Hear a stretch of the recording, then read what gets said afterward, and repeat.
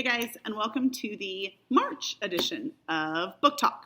So this month I wanted to talk to you about next year's award nominee books. The list is out and we have all of these books in the library so you can start reading if you want to. Remember, the award nominee books for middle school, there's the Mark Twain books, and those are for 5th and 6th grade, and then the Truman nominee books, and those are for 6, 7, and 8. So 6th graders can read both lists.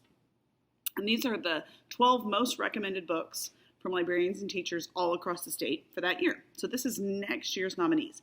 Now, if you happen to read 4 of the current year's nominees, you can swing by the library and vote for your favorite anytime in the month of March. We have a table set up right by the checkout desk. So you can vote if you've read them. Now, if you read 4 of these next year, you can vote for your favorite in March too.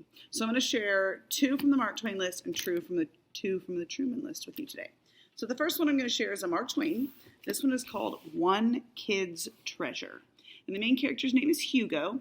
Hugo's dad decides that he wants to be a ski instructor and uproots the whole family and moves them across Colorado. Hugo is not happy about this because he's dealt with some bullying at his old school. He's small for his age, and kids aren't always very nice to him. They call him leprechaun and stuff like that.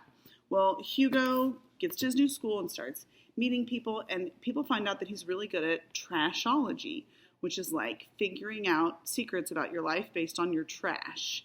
And it kind of skyrockets him to popularity. But not everything is as good as it sounds. Some issues come up along the way.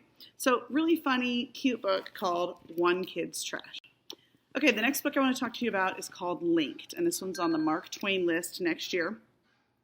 This one is by Gordon Korman. He is an amazing author.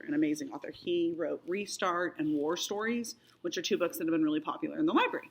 This is one of his new ones. It's called Linked, and it takes place in a small town that seems really kind of boring, a lot like Lawson, not that much going on. And then one day the kids come to school and a swastika has been spray painted on the wall of the school. Now a swastika is kind of like a crooked looking T, and it is the symbol that the Nazi Party used in World War II as part of their movement to help kill and persecute Jewish individuals and anyone else who was different from them. So it is definitely a hate symbol. And it really messes with everybody. They can't figure out who did it. The main character, his name is Link. He was the first one to see it, so they think he's a suspect.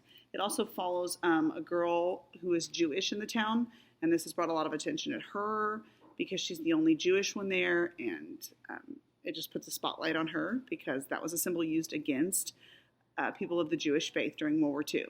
I absolutely loved this book. It is a really good story about kind of overcoming hate and dealing with people who feel differently than you and just working together to do what is right. So can't recommend this one enough. Linked. So the next 2 books are on next year's Truman nominee list, which means that they are for 6th, 7th, and 8th graders, technically. But older kids read them all the time.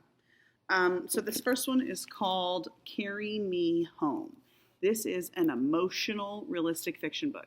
If you liked Orbiting Jupiter or See You at Harry's or Fighting Words or some of those other really good realistic fiction books, you would like this one. This is the story of 2 sisters who, through some pretty sad circumstances, are actually living alone. And they're lying to the world that their dad is there, but he's not. He's gone missing. And they're trying to manage life on their own without the help of any adults. They're trying to keep lots of secrets from their teachers and their friends, and it is a huge burden to carry. So really, really sweet book about how a community can come out and help girls in need. They're lying to everyone because they don't want to get separated in the foster care system. They want to stay together. So really powerful book. Really recommend this one. And on the total opposite end is the book Concealed.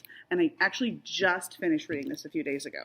So in Concealed, the main character, and I can't even tell you her name because she changes her name like 5 times in the book.